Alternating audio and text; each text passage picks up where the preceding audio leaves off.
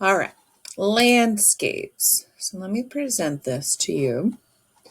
You're going to write this in your hard copy of your notes. And let me go through. There are some things to draw, so make sure that you have a pencil ready to go.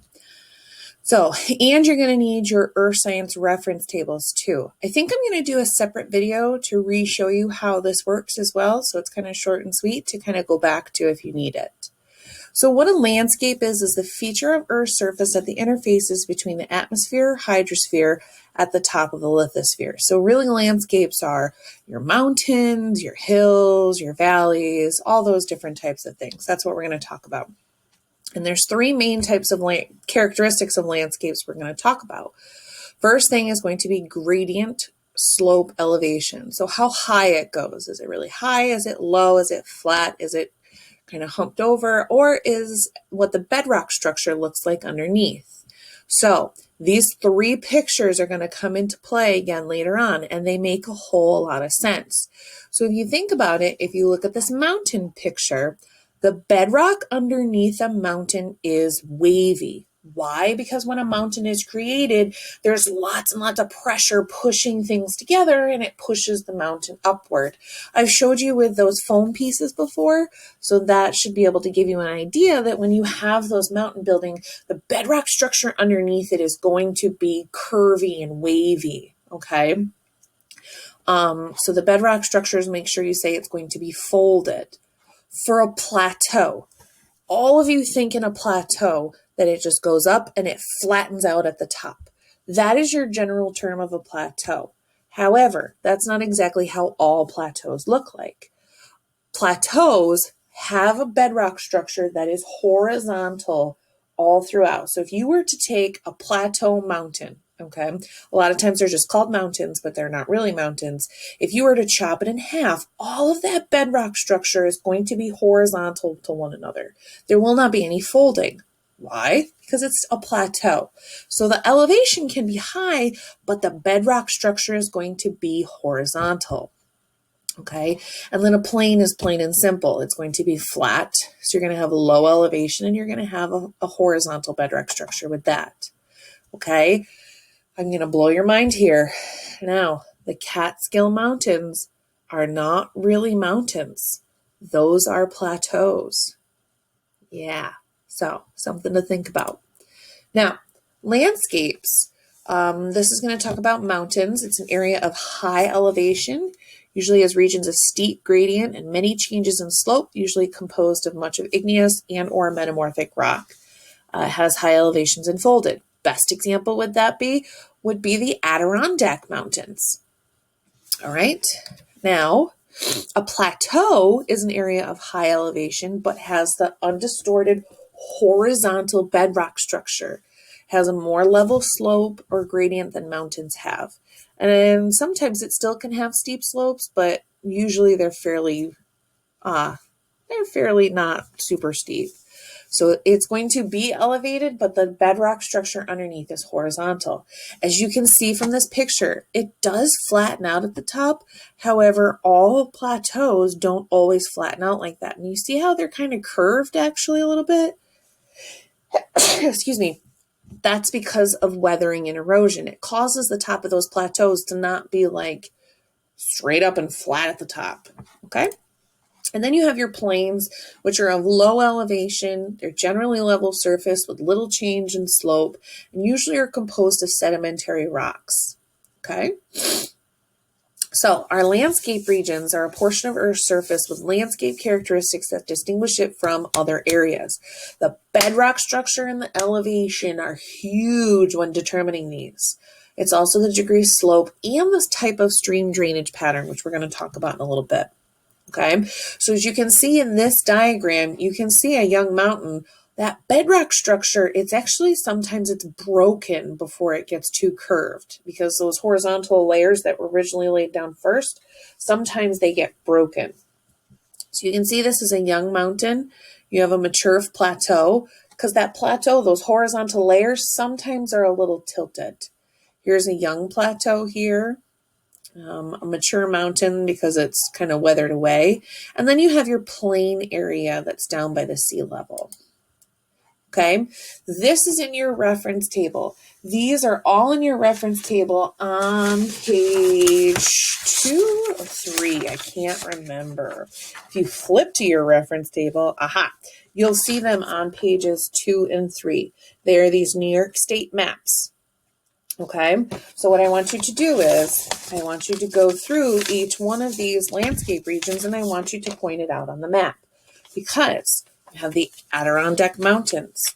I'm saying these out loud because sometimes people say the names really wrong and they sound funny when they say them. Okay, you have the Tug Hill Plateau, Erie, Ontario Lowlands, Allegheny Plateau, and the Catskills. That's part of the Appalachian Plateau. Hudson Mohawk Lowlands, St. Lawrence Lowlands, Champlain Lowlands, Taconic Mountains and Hudson Highlands in the Manhattan Prong. That's part of the New England province. I'll talk about that later. Then you have the Newark Lowlands and the Atlantic Coastal Plain. These are all on page 2 of your reference tables. Okay, so it should look like that map. I know it's really hard to see in this little bubble, but at least you know generally what map you're looking at. Oh, there it is. Who'd have thought? Okay, so if you look at this map, and again, I'm going to break it down in a separate video, you have your 3 different types of areas. Here's your mountains. Here's your Taconic Mountains. The Hudson Highlands and the Manhattan Prong are actually part of all of the New England province, which are all highlands, which are all mountains. Okay, your lowlands are actually going to be your plains. We live in the Hudson Mohawk Lowlands here in Stillwater.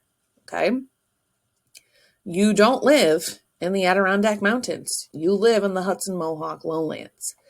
And if you notice, here's the Allegheny Plateau. The Allegheny Plateau is part of the Appalachian Plateau. Part of that are the Catskills. The Catskills are often called the Catskill Mountains. Are they true mountains? Not so much.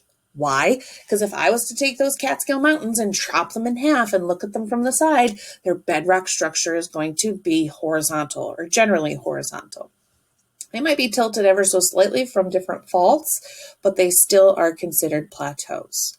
You got your Newark Lowlands down here. There's the Atlantic Coastal Plain. So these are your major regions.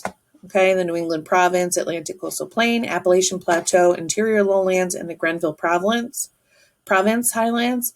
The Grenville Province Highlands kind of teeters into the Adirondack Mountains in here. All right. Tug Hill Plateau kind of trickles in here, Erie, Ontario Lowlands, so on and so forth.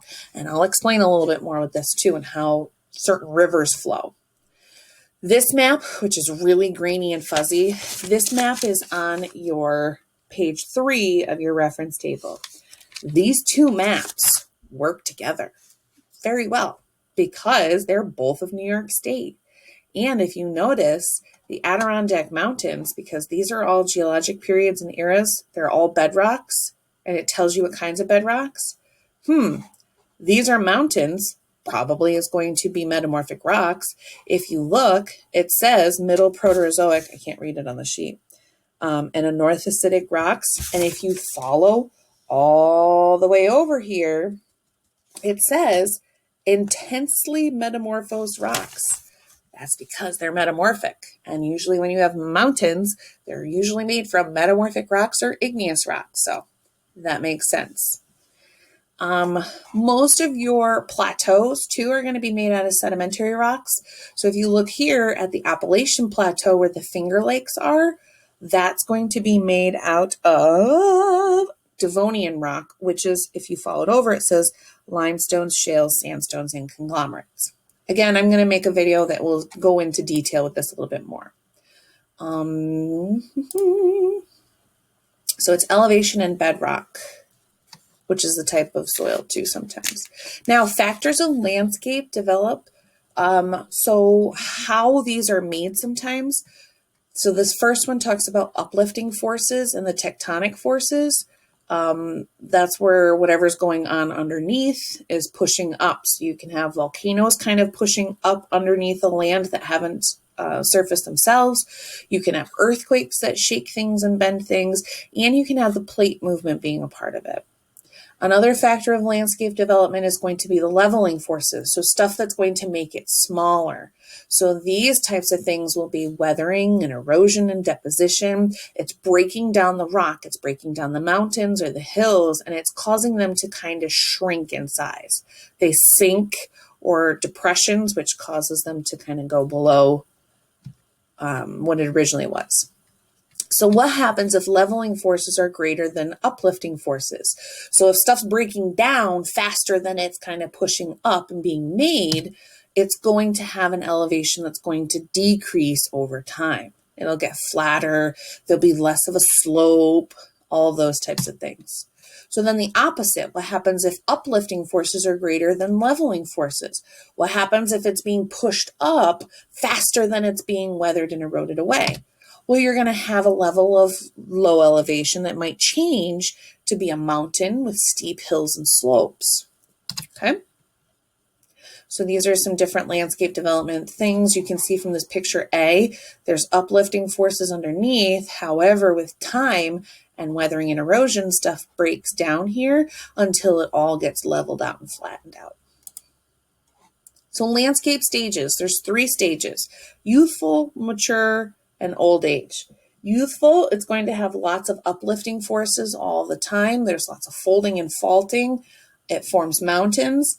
Mature means that it's kind of going to start to level out. There's still views of it being elevated, and old age is when it's just going to kind of be starting to flatten out, lots of gentle slopes. So this is what a young landscape looks like. This is in San Bernardino Mountains in California. This is near where the San Andreas Fault is too. Mature landscapes in the western Pennsylvania. So see how the slopes are much more gradual here, but there's still hillsides and mountains. And then old age is where it's going to flatten out. If you would like to read this, you can pause the video, but I'm not going to cover it. Now, climate and landscape development. Arid means there's little vegetation. That means that wind and running water can rapidly carry sediment away, and it means that there's going to be steep slopes and angular landscape features. The key things I want you to get out of this is arid causes things to be angular. Both of them start with A. Arid and angular. Okay? Why is it angular? Little vegetation. All right? The opposite of that is going to be humid. Wherever it's humid, that means that things are going to weather chemically a lot more. It means it's going to be rounded. There's going to be lots of vegetation. So draw yourself a picture in your notes of arid and angular, that it's going to be kind of jagged and steep, whereas the humid type of climate is going to cause things to be rounded with lots of vegetation. I apologize. Those trees look terrible, but those are trees, not arrows. Sorry. Okay, here's another good picture to show you arid, angular, and then humid is going to be rounded. Both of these are plateaus. How can I tell? Look at the bedrock structure. It's horizontal underneath here, horizontal underneath here. Arid, it's going to give you your stereotypical plateau. Humid, it's going to cause your plateaus to be rounded. Okay, an escarpment. This is just another fancy word for cliff. It's often formed from certain rock layers that are resistant to weathering. And then we have ridges you need to know. Those are long and narrow, high, steep slopes, part of a mountain range. So this is what an escarpment looks like. So you can actually tell here too that this top layer of rock right here is being weathered and eroded away faster than what's underneath here, because it probably is made of slightly different material. Material up here must not be as abrasive or must not be as strong. There's another word I wanted to use that often frequently gets used. I can't remember right now. I'll let you know. This is a ridge.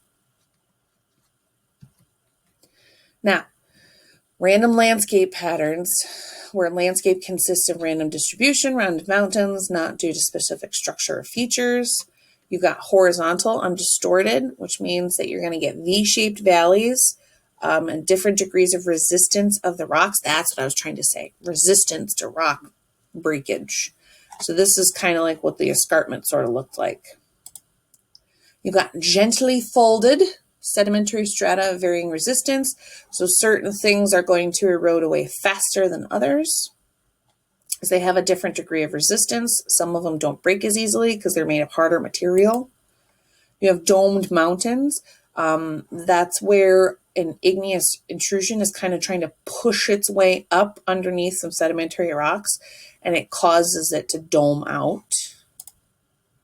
Complex bedrock structure. This is where you're going to have all different types of rocks that are going to be folded and pushed together and then weathered and eroded away. That more resistant rock is going to form different things, stuff like that. A fault block mountain. This happens from where there's breakage in the rock and things get pushed up higher.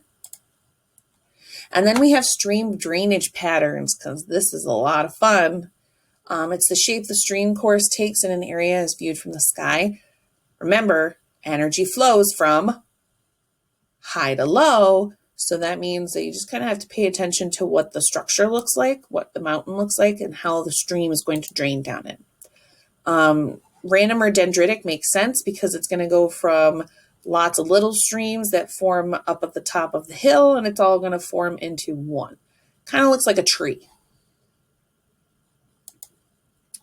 This is dendritic. Kind of looks like a tree. Lots of little ones feed into bigger ones until it feeds into one large one. These are dendritic. This is a computer-generated image. Both of them are. But you can see that they kind of flow in to one main stream, coming from areas of higher elevation, flowing down to areas of low elevation. If you want to read this, you can read this. A trellis. So this is where you have streams that flow like ladders with straight lines up and down or left to right, observed in folded rock, which is much different in resistance and also is faulted and jointed. So water likes to take the easiest route possible. So when you have bedrock structure that's taller in some areas and shorter in others, it's going to fall in where it's shorter, and it's also going to weather and erode it away faster too. So sometimes those will actually get deeper because of the water. So this is trellis or block. A lot of times it's called trellis. Just like this. Other areas feed into the one main one. This is trellis. You can see from this aerial view, all those main ones feed directly in. It's different than dendritic because it's like perpendicular to it almost, rather than lots of little ones feeding into a main one. Excuse me. It's not a good picture. Radial is pretty common because it starts at the top of a mountain and it will go outward away from each other. It occurs in areas of dome structures such as volcanoes and mountains, that the resistance of bedrock structure usually is not different. It's all the same. So this is the top of Kyushu, Japan, in a mountain. A lot of times it happens with volcanoes as well. This is a volcano. These are Russian volcanoes. And you can see that it will drain because the snow actually kind of drains because it's probably ice there. It drains downward from the center of the top of the mountain. Then you have radial drainage. This one's going, again, water likes to take the easiest route possible. So what happens is when your mountain has worn and weathered away in different areas, it's going to start from the top and go down outward, but it might take a path that's going to go around until it can get down again. Okay. And then it might travel around until it can get down, and it travels until it can go to the lowest point. It's going to take the easiest route possible. These pictures are hard to see. It's also really hard to get a decent picture of a radial, an annular. So this is mostly radial. If this was to be annular, this stream might come down and then like curve around the mountain and then find another way down. Okay. This is the best picture. Okay. Now, this picture often shows up on a Regents exam. It's going to show up on a test that you're going to take. You need to understand that some of these layers are softer and less resistant than others. So the more resistant layers are not going to weather away. They're not going to weather away very fast. Where other layers that are much softer and don't have as harder minerals in them, they're going to weather away much faster. So the least resistant rock here is going to be this shale. Okay, and your most resistant rock obviously looks like this dolostone up here because it's sticking out the farthest. The water hasn't weathered it away. Okay, so these are landscape regions and drainage patterns.